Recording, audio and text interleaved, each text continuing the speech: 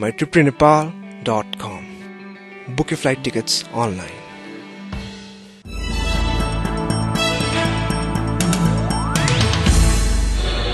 Brought to you by Roadlink. Connect your way to freedom. Dabur Special Jasmine Hair Oil. Make हरेक दिन special. प्रीति मिल PACS मात्र रु 15 मा.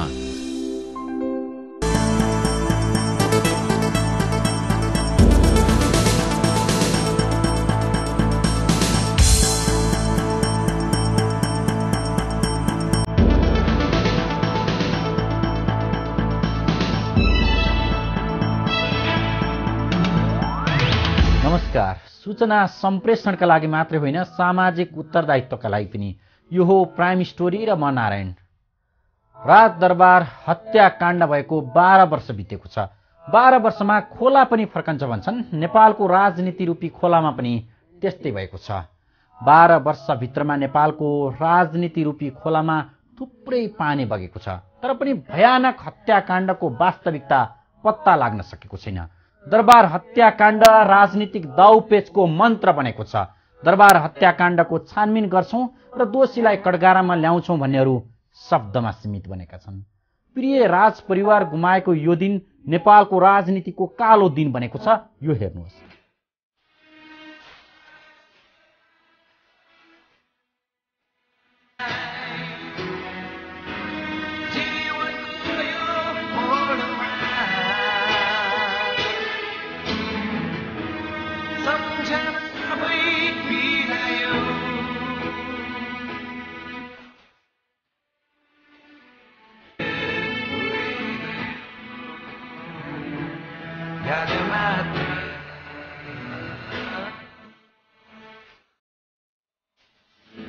सरकारी दस्तावेजमा 2058 साल जेठ 19 गते शुक्रबार नारायणहिटी दरबारमा भएको हत्याकाण्ड मचाउने व्यक्तिका रूपमा युवराज दिपेन्द्र दर छन्. युवराज दिपेन्द्रले नशामा चूर भएर आफ्ना परिवारका 10 जनाको हत्या गरेको उच्च स्तरीय छानबिन आयोगले प्रतिवेदन सार्वजनिक गरेको थियो. Cold M16 rifle, H&K LP5A machine gun, Francis pass 12 र गल्क 19 पेस्टोलको प्रयोग गरी राजा वीरेन्द्र, रानी ऐश्वर्या, अधिराज कुमार निराजन, अधिराज कुमारी श्रुति, काका धीरेन्द्र शाह, काकी शान्ति, श्रद्धा जयन्ती र श्रद्धाका पति कुमार खड्ग विक्रम शाहको हत्या गरेका थिए.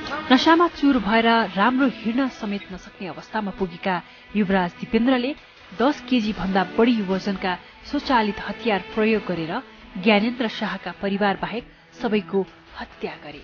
सबैको हत्या गरिसकेपछि अन्तमा उनी आफैले आत्महत्या समेत गरेको सरकारी दस्तावेज बोल्छ. जेठ 19 को हत्याकाण्डपछि युवराज दिपेन्द्र गम्भीर घाइते भएको भनियो. अचेत अवस्थामै उनलाई राजा घोषणा गरियो. नायबी उनका काका ज्ञानेन्द्रलाई दिइयो. 3 दिनपछि राजा दिपेन्द्रको पनि निधन भयो. औपचारिक जानकारी सार्वजनिक भयो. ज्ञानेन्द्र शाहलाई नेपालको राजा घोषणा गरियो.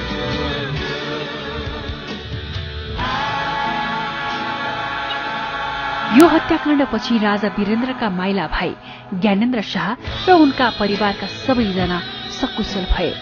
राजा वीरेन्द्रको वंश नै समाप्त भयो. नेपालको राजगद्दीको उत्तराधिकारीहरू सबैको सो घटनामा मृत्यु भएपछि रोल क्रममा नपर्ने राजा वीरेन्द्रका भाइ ज्ञानेन्द्र शाह नेपालका राजा घोषित भए. जनस्तरबाट दरबार हत्याकाण्डमा षड्यन्त्र भएको शंका भयो. नयाँ राजाले सर्वोच्च अदालतका प्रधान न्यायाधीश केशव प्रसाद उपाध्याय, संसदका विपक्षीय दलका नेता माधव कुमार नेपाल र सभामुख तारानाथ राणाभाट सहितको 3 सदस्यीय उच्च स्तरीय छानबिन समिति गठन गरी प्रतिवेदन दिन आदेश दिए. छानबिन निष्पक्ष हुन नसक्ने ठहर गरी विपक्षी दलका नेता माधव कुमार नेपालले पदबाट राजीनामा दिए. उपाध्याय र राणाभाटले 1 हप्तापछि प्रतिवेदन सार्वजनिक गरे. प्रतिवेदन सार्वजनिक गर्ने कार्यक्रममा युवराज दिपेन्द्रले राइफल यसरी चलाए भन्दै छानबिन समितिका सदस्य तथा सभामुख तारानाथ राणाभाटले डेमोन्स्ट्रेसन गरे.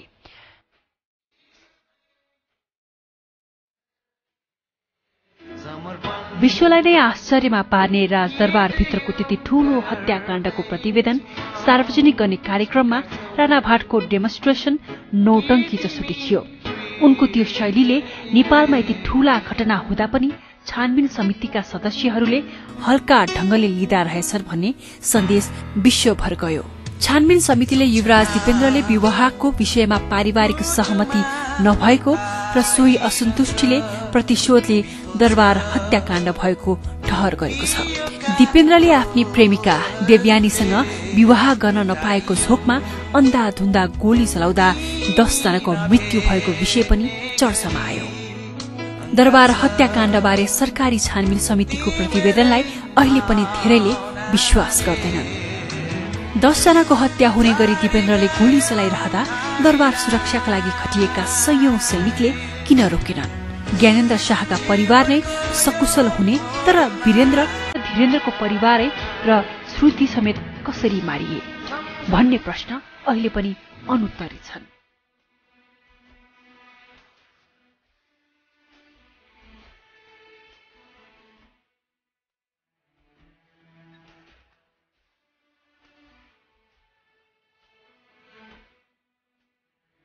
जुन उच्च स्तरीय आयोगले रिपोर्ट निकालेको छ त्यो घटनाको वास्तविकता त्यसैमा झल्किन्छ, त्यही नै हो भन्ने मेरो चाहिँ धारणा छ।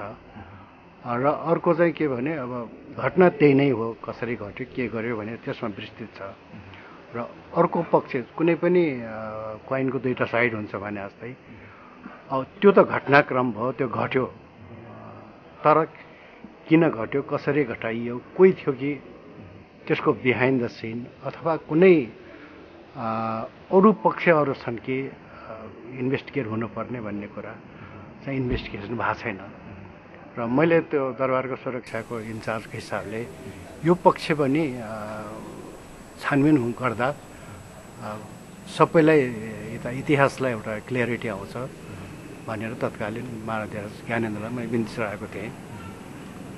र त्यो एक्सपर्टिज हामीहरू कहाँ छैन र विदेशबाट ल्याएर भए पनि यो पाटो पनि छानबिन भयो भने धेरै हदसम्म इतिहासलाई एउटा प्रपर पर्सपेक्टिभमा राख्न सकिन्छ भन्ने। घटना भएको 12 वर्षमा दरबार हत्याकाण्ड सम्बन्धी धेरैवटा उपन्यास र पुस्तकहरू समेत लेखिएका छन्, तर कुनैले पनि घटनाका विषयमा विश्वस्त सूचनाहरू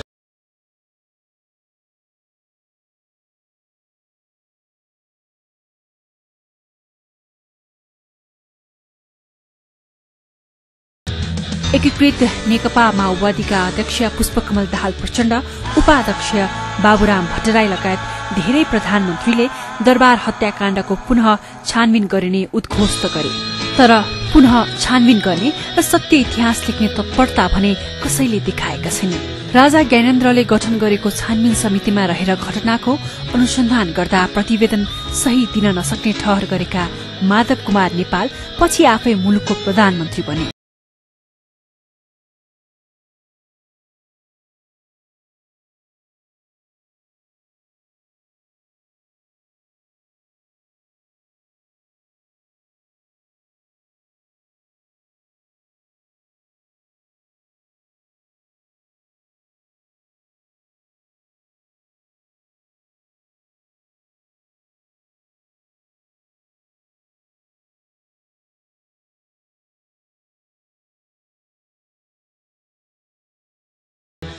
व्यवस्था बदलिएको छ, तर राजा वीरेन्द्र प्रतिको सम्मानमा बदलाव आएको छैन। आस्था फरक हुन सक्छ, तर उनी प्रतिको श्रद्धामा कमी आएको छैन। इतिहास फेरिन सक्छ, तर बेदागी हुँदा वासना हराउँदो रहेनछ। वीरेन्द्रको स्मृतिले यसै भनिरहेको छ। थप चर्चा गर्नेछौं तर ब्रेकपछि।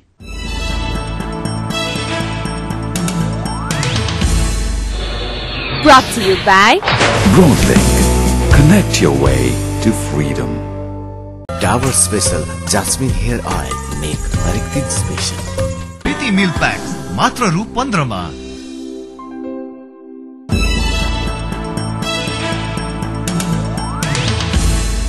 ब्रेकपछि स्वागत छ। तपाई प्राइम स्टोरीमा हुनुहुन्छ र हामी चर्चा गरिरहेका छौं दरबार हत्याकाण्ड बारे।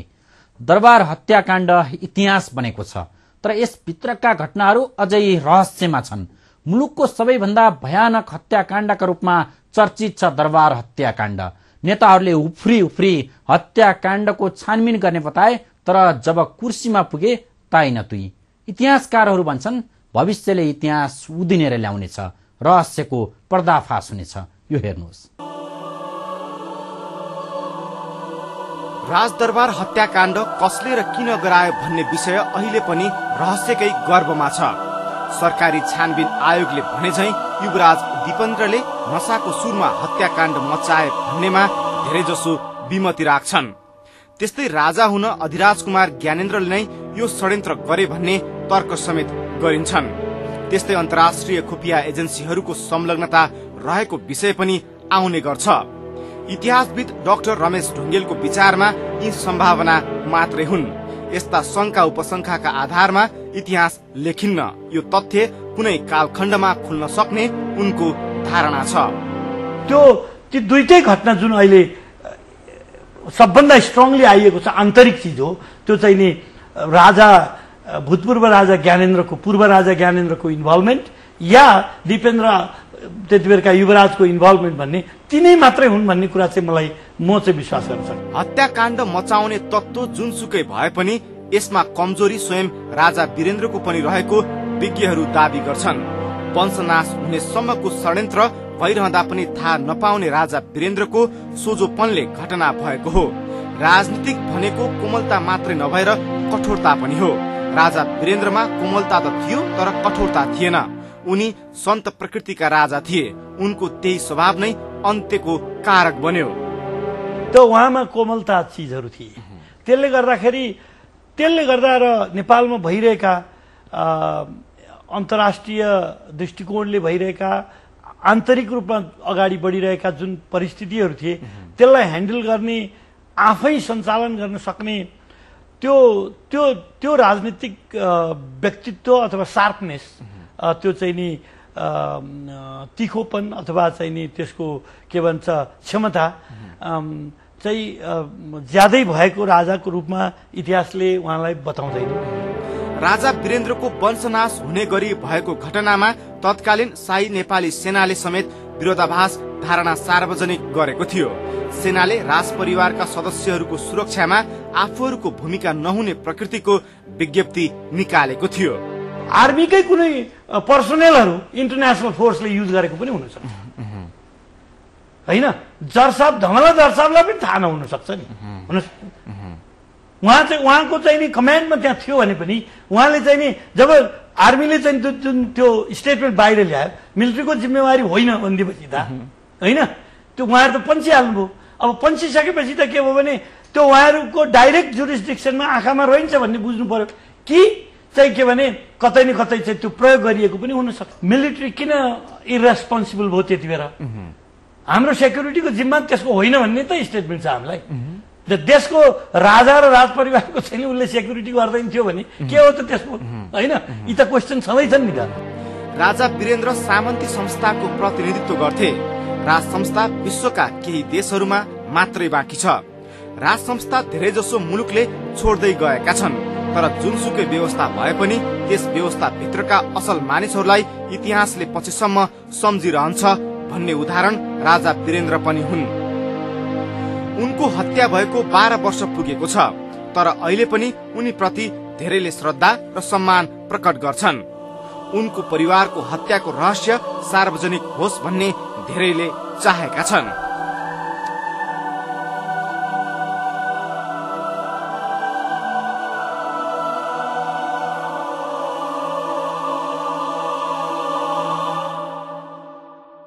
नेपालको दरबारिया इतिहास हत्या हिंसाले भरिएको छ। ती सबै हत्याका घटनाको निष्पक्ष छानबिन भएको इतिहास भने छैन।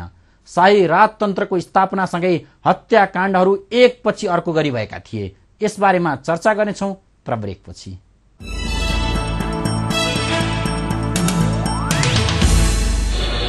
Brought to you by Broadlink. Connect your way to freedom. Dabur Special Jasmine Hair Oil make हरेक दिन स्पेशल। प्रीति मिल्क पैक मात्र रु 15 मा।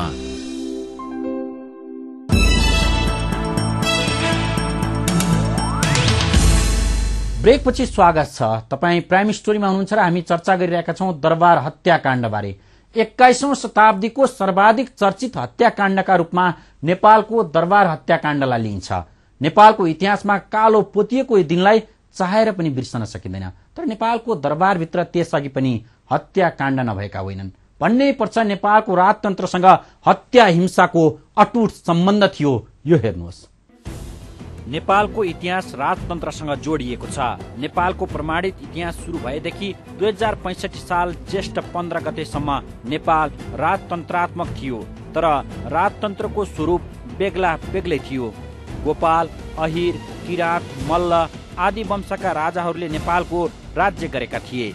आधुनिक नेपालमा राज्य गरेको थियो शाहवंशीय राजतन्त्रले। 22 र 24 राज्यमा विभाजित नेपाललाई एकीकरण गर्ने अभियान थालेका पृथ्वीनारायण शाहले विशाल नेपालको नक्सा मात्रै कोरेका थिएनन्, शक्तिशाली शाहवंशीय राजतन्त्रको परम्परा बसाले र त्यहीँबाट सुरु भइसकेको थियो राज दरबारभित्रको गृह कलह। पृथ्वीनारायण शाहका भाइ चौतारा, मोहद्दाम कीर्ति र कान्छाबाई सुरप्रताप आफ्ना दाजु राजा पृथ्वीनारायण शाहसँग असन्तुष्ट भई कास्की राज्यमा शरण लिएका थिए। अब स्वयं पृथ्वीनारायण शाहको निधन हुने बित्तिकै पृथ्वीनारायण शाहका भाइहरूको बीच चाहिँ हानथाप सुरु भयो र कान्छा छोरा बहादुर शाहले यहाँबाट चाहिँ पलायन हुनु पर्यो। त्यसपछि फेरि यस्ता कुराहरू चाहिँ पटक पटक भइरहेको होइन। अब पछि प्रताप सिंह शाहको निधन भएपछि फेरि भाउजू र देवरको बीचमा पनि यस्तै हानथाप भएको त्यो पनि हामीले देख्यौँ। अब प्रताप सिंह शाहकी रानीले फेरि जेठाजोरलाई नै ल्याएर कोचिन जेलमा। पृथ्वीनारायण शाहका भाइहरूले नै उनलाई सत्ताको लागि असहयोग गरे, किन पृथ्वीनारायण शाहले एकीकरणको लागि भनेर अभियान चालेका थिए। उनका भाइहरू हामी छोटो छोटो प्रान्तको राजा हुन्छौँ भन्ने लडाइँ झिक्न थाले। तेरो आँखा झिकिदिन्छु मैले, ठुलो नेपालको निर्माणको लागि पो मैले देशको निर्माण गरेको, सानो सानो रजौटाको राजा हुने भने मैले यो एकीकरण नै किन गर्नु पर्थ्यो भन्ने तर्क उनले निकाले। भाइहरू विभिन्न दिएर देश छोडेर कता पुगे कता पुगे। पृथ्वीनारायण शाहले काठमाडौँ जित्दा नजित्दै उनका धेरैजसो भाइहरू यहाँ दरगाह दिशा लागि। पूर्वतिरका राज्यमाथि विजय हासिल गरेका पृथ्वीनारायण शाह पश्चिम क्षेत्रका राज्य एकीकरण अभियानका लागि नुवाकोट गएका थिए। विक्रम सम्वत 1831 माघ 1 गते आकस्मिक रूपमा शाहको निधन भयो। शाहको निधनले राजदरबारभित्रको षड्यन्त्रलाई थप मलजल गरिदियो। उनका जेठा छोरा थिए प्रताप सिंह र कान्छा छोरा बहादुर शाह। कान्छा छोरा बहादुर नाम जस्तै बहादुर थिए भने जेठा छोराको नाम प्रताप भए पनि उनमा कुनै ओझ थिएन। प्रताप राजा त भए तर उनमा भाइप्रति धेरै कुण्ठा थियो। भाइले राज्य हडप्ला भन्ने डर उनमा देखिन्थ्यो। नुवाकोटमा बुबाको आसोजबारी बसेका बहादुर शाहलाई नवराजा प्रतापले सोही ठाउँमा कैद गरिदिए। कैद पर्नेमा पृथ्वीनारायण शाहका भाइ दलजित पनि थिए। विधिको विधान वा नियतिको खेल प्रताप सिंह शाहको 26 वर्षको उमेरमा निधन भयो। 2.5 वर्षे रणबहादुर राजा घोषित गरिए। कैद जीवन बिताएर भारत निर्वासनमा गएका बहादुर शाहलाई धर्मपत्रमा हस्ताक्षर गराएर काठमाडौँ ल्याइयो। बहादुर शाह राज्य एकीकरण अभियान अगाडि बढाउन चाहन्थे, तर रणबहादुर शाहकी आमा राजेन्द्र लक्ष्मीको भित्री इच्छा थियो रणबहादुर ठुलो होस् र राज्य एकीकरण थालोस्। जस र अब्जसको खेलमा नेपालको शक्तिशाली राजतन्त्र षड्यन्त्रको नराम्रो शिकार बन्यो। बहादुर शाह नजरबन्दमा राखिए। काजी सर्वजित राणा र रानी राजेन्द्र लक्ष्मीको सम्बन्धले दरबारभित्र चर्चा पायो। राजेन्द्र लक्ष्मीको विरुद्धमा माहौल बढ्यो। नजरबन्दमा रहेका बहादुर शाहले यसैलाई उन्मुक्तिको मौका बनाए। राणालाई दरबारभित्र काटिदिए, रानीलाई नजरबन्दमा राखे। राज्य एकीकरणका लागि बहादुर शाह गोर्खा पुगेका थिए। रानी राजेन्द्र लक्ष्मीले शासन सत्ता हातमा लिइन्। बहादुर शाह खेदिए। उनी पक्षधर थुप्रैको दरबारभित्र हत्या भयो। राजेन्द्र लक्ष्मीको मृत्युपछि बहादुर शाह पुनः शक्तिमा आए। एकीकरण अभियानले निरन्तरता पायो। तिब्बतमाथि नेपालले जित हासिल गर्यो। चीन चिडियो। शक्ति सन्तुलनमा राख्न बहादुर शाहले तत्कालीन अङ्ग्रेज शासनसँग वाणिज्य सन्धि गरे। यहीँबाट प्रारम्भ भएको मानिन्छ नेपाली राजनीतिमा बाह्य शक्तिको प्रवेश। रणबहादुर शाहको बाल्यकाल सकिएपछि दरबारभित्रको चलखेलमा नयाँ अध्याय सुरु भयो। आफ्नी आमा राजेन्द्र लक्ष्मीको बिँडो थाम्दै रणबहादुरले काका बहादुर शाहलाई कैद गरिदिए। कहिले कैद त कहिले पशुपति आश्रममा जीवन गुजार्न बाध्य बहादुरको 1854 असार 14 गते कैदी अवस्थामा मृत्यु भयो। गलामा पासो लगाएका भनिएका बहादुरको हत्या गरिएको इतिहासकारहरूको दाबी छ। कमजोर तर मूर्ख राजाका रूपमा इतिहासकारहरूले रणबहादुर शाहलाई चित्रण गरेका छन्। कामुक राजा रणबहादुरका 3 श्रीमती थिए। कान्छी थिइन् नवयुवना तिरहुत सुन्दरी कान्तवती। वैद श्रीमतीको जेठो छोरालाई राजा बनाउनु पर्ने राजपरम्परा विपरीत यिनले तत्कालीन अवस्थामा अक्षम्य मानिने विधवा विवाह मात्रै गरेनन्, उनका छोरालाई राजा बनाउने बाचा गरे। यसपछि सुरु भयो दरबारभित्र अर्को षड्यन्त्रको अध्याय। भावी राजाका विषयमा लिएर रानीहरूका बीचमा हुने सङ्घर्षले डेरा जमायो। बाबुलाई चाहिँ जेलमा हाल्ने, काट्ने कुट्ने भन्ने कुरा सामान्य देखिन्छ त्यहाँ। त्यसकारण उहिले चाहिँ के भने जनमत लिने, निर्वाचन गर्ने, यो प्रक्रियाबाट सत्ता हेरफेर गर्ने यो प्रचलन थिएन। एउटै मात्रै उपाय सत्तामा आएको काँडालाई पन्छाउने भनेको अथवा सत्ता प्राप्त गर्ने भनेको काटमार मात्रै हुन्थ्यो। मलाई लाग्छ त्यो कारणले पनि काटमार अपरिहार्य जस्तो राजनीतिमा देखा पर्दै आउँथ्यो।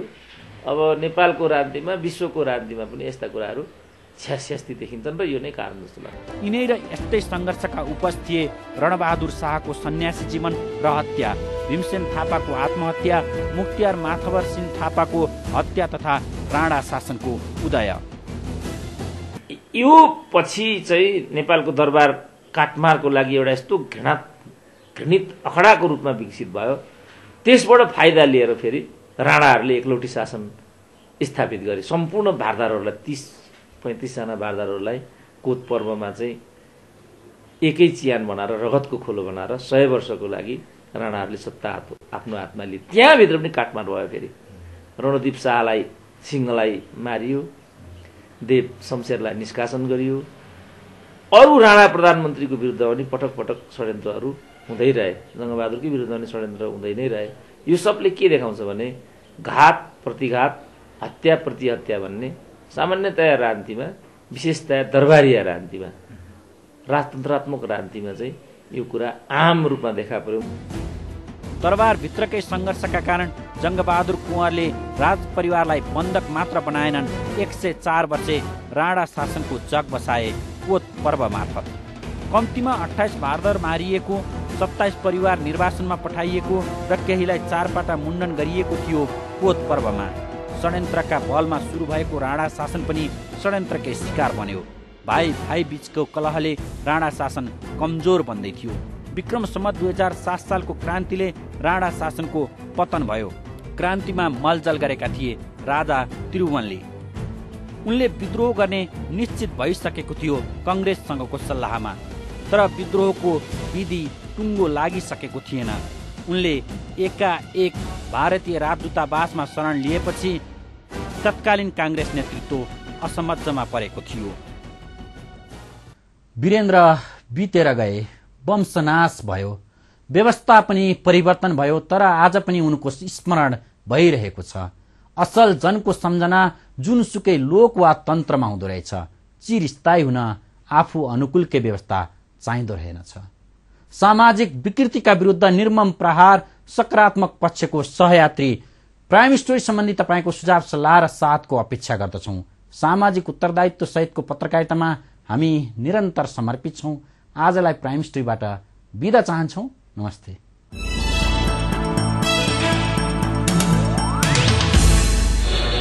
Brought to you by Broadlink. Connect your way to freedom. Dabur Special Jasmine Hair Oil. Make हरेक दिन स्पेशल। प्रीति मिल्क प्याक मात्र रु 15 मा।